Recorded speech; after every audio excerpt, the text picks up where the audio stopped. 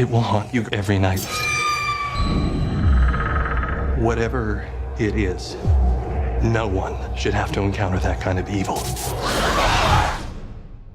Except you girls, I think you can handle it. Oh, good. Thanks.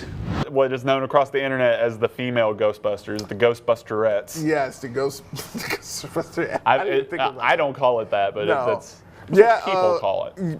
Yeah, there's a lot of people saying a lot of different things about this. The Ghostbuster, I guess, reboot. Yeah, is soft coming reboot. Soft reboot. Sequel, maybe. I don't know. We don't know because the first trailer said 30 years ago, something. You would think it's a future sort of thing. Thank you, Melissa McCarthy. Yes, the Ghostbuster movie comes out July 15th.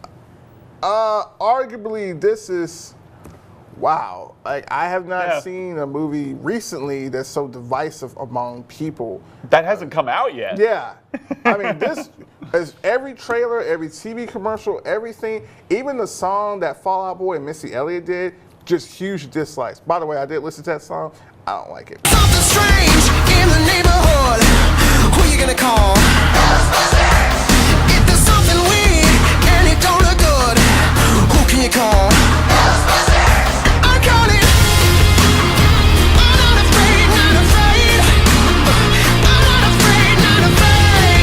The Missy Elliott portion of it is great. They roll up to my house, they knocking at my door, they coming busting in, kill all them ghosts. But the Fall Out Boy, I can. Their shell of their former selves. That's a whole nother show. What are you talking about? That's centuries, anyway. Centuries. But that does come out, and I do want to see it. Right. I don't know what type of feeling I'm gonna go into it, because Ghostbusters is weird for me.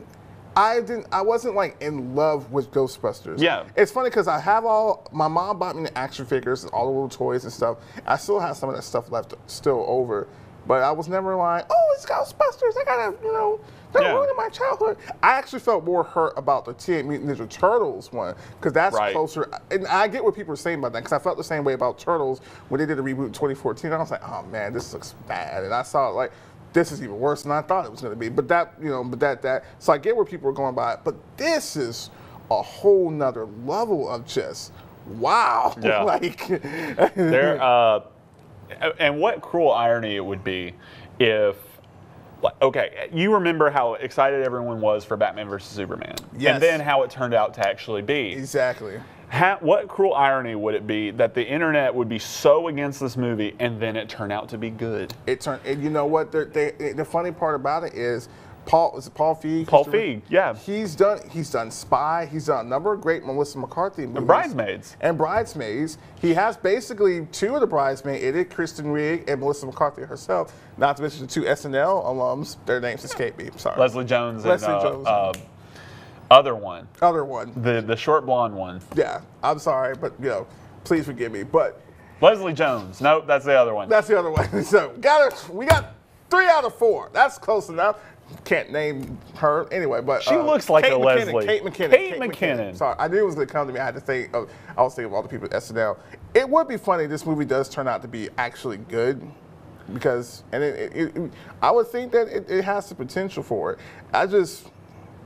I will say this: I have seen latest commercials for it and TV trailers for it. I'm not that 100% convinced. I think it still tries maybe a little too hard. Yeah. But one of the things about this movie, no one knows anything about it. There's not a single person who can sit here and tell you what this movie is about. And sometimes I kind of like that, because it does make me more, when I go and see it and I don't know what it's about, it really adds more that intrigue. And now what I'm hoping is because obviously, Ghostbusters, the originals were comedic, but they weren't necessarily comedies. They weren't, yeah. They were just funny because you had funny people in it. Yeah. Now what I'm hoping is because the marketing team probably thought that the studio wanted it to be marketed as a comedy, and you have Paul Feig in it, and he's known for making comedies, so they probably were like, okay, this is a funny movie, so we need to package the trailer as a comedy. That's probably what people were rejecting, is going, that's not Ghostbusters, it's not a comedy. Yeah.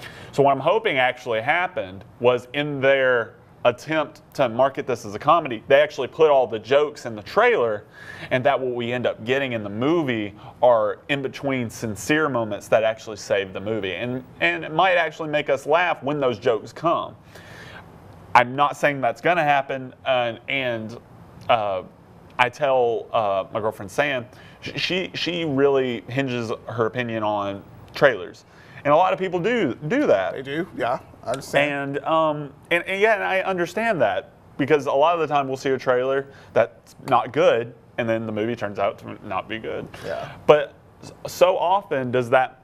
So often that's not the case. Yeah. So and this weekend I wanted to go see the BFG with her, and she told me that she didn't want to go see it because the trailers weren't that great. And this is Steven Spielberg. So Yeah. trailers have that kind of mental effect on people where they might not go see a movie because they didn't like the trailer.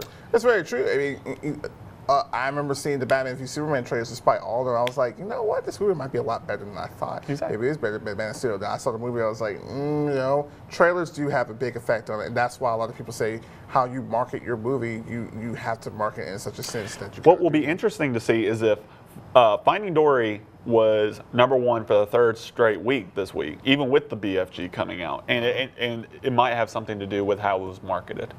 It'll be interesting to see with Secret Life of Pets and Ghostbusters coming out, can it still carry that steam to be #1?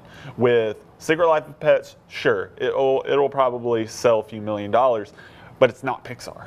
It doesn't have that staying power that Pixar has. And there's still plenty of people who haven't seen Finding Dory. There's a lot of people who have seen it. So, especially around here. So it'll be interesting seeing going into Secret Life of Pets if it'll still stay #1, and then going into Ghostbusters with the marketing and the divisiveness of its fans, seeing if it can still carry that #1. That would be really interesting. That would be to see. interesting because a part of me feels like the Secret Life of Pets will be #1 because it's a new kids movie and Yeah. parents. I think it's gonna be a toss up between Finding Dory and Secret Life of Pets, but I really do believe the week after that, I think Finding Dory or Secret Life of Pets, they'll be #1, #2 again. Finding Dory may just be #1 for the next 2 weekends in a row. It'll be interesting to see if Ghostbusters still gets. It probably won't get #1. It might not get #2, depending on how many Ghostbusters fans come out there. That's the only thing That'll be an about it. interesting episode to do It next will week. get people will go see it because simply they just want to see for a fact, like, is it really that bad, or just, for a number of reasons. But it will be interesting.